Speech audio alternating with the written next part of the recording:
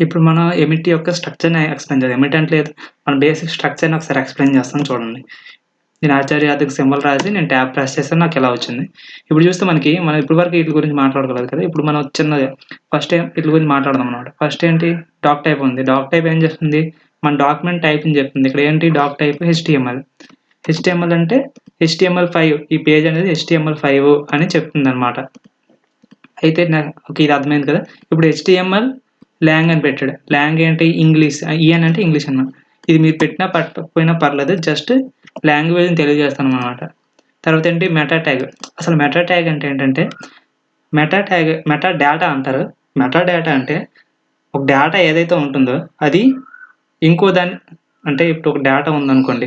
దాని గురించి చెప్పే డేటాని మెటా డేటా అంటారంట. అంటే ఇప్పుడు ఇదొక హెచ్‌టీఎంఎల్ పేజ్ అనుకోండి. హెచ్‌టీఎంఎల్ పేజ్‌లో ఏముంటుంది? డేటా ఉంటుంది కదా!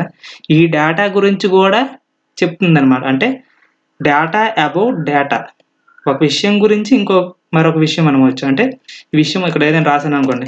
ఇది రాస్తే దీని గురించి అసలు ఏంటి ఇది? దీని సంగతి ఏంటి? ఇవన్నీ చెప్పేది అంటే మెటా డేటా. ఓకే. అర్థమైందనుకుంటా. ఇక్కడేంటి మెటా క్యారెక్టర్ సెట్ ఉంది కదా! ఈ క్యారెక్టర్ సెట్ ఏంటంటే స్టాండర్డ్ ఎన్కోడింగ్ అనేది ఒకటి ఉంటదనమాట. మన ఇంగ్లీష్ గాని, హిందీ గాని వేటికైనా సరే ఎన్కోడింగ్ అనేది ఉండదు. అదేంటంటే యూటీఎఫ్-8 అనేది మనం చెప్తున్నామనమాట. ఇంకోటేంటంటే ఇదేం లేదు. మనకి ఎడ్జ్ బ్రౌజర్ ఉంటది కదా! కొన్ని బ్రౌజర్‌లు ఏంటంటే సపోర్ట్ చేయవనమాట. సరిగ్గా రెండర్ చేయవు.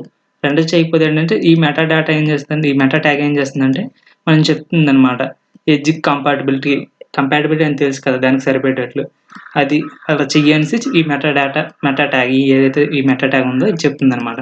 తర్వాత ఏముంది ఇంకో మెటా ట్యాగ్ ఉంది. ఇక్కడ నేమ్ ఏముంటుంది? వ్యూ పార్ట్ అని ఉంది. కంటెంట్ ఏంటంటే ఇది దేని గురించి యూజ్ చేస్తారంటే మన పేజ్‌ని రెస్పాన్సివ్ చేయడానికి. అంటే ఇప్పుడు ఇది ఉందనుకోండి. అంటే ఇదొక వెబ్ పేజ్ అనుకోండి ఇది వీఎస్ కోడ్.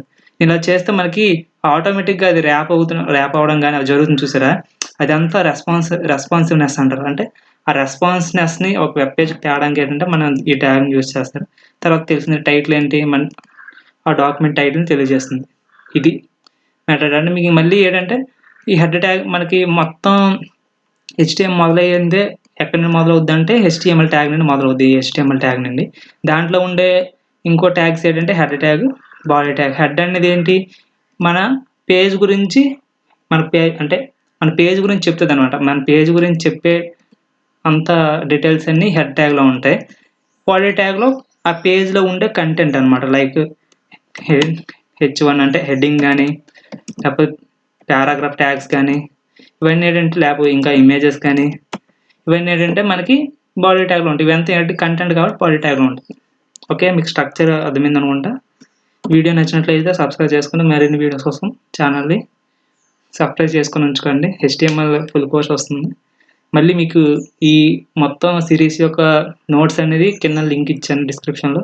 అక్కడికెళ్ళి మీరు డౌన్‌లోడ్ చేసుకోవచ్చు. మీకు ఎగ్జామ్ సరిపోద్ది ఆ నోట్స్ అయితే.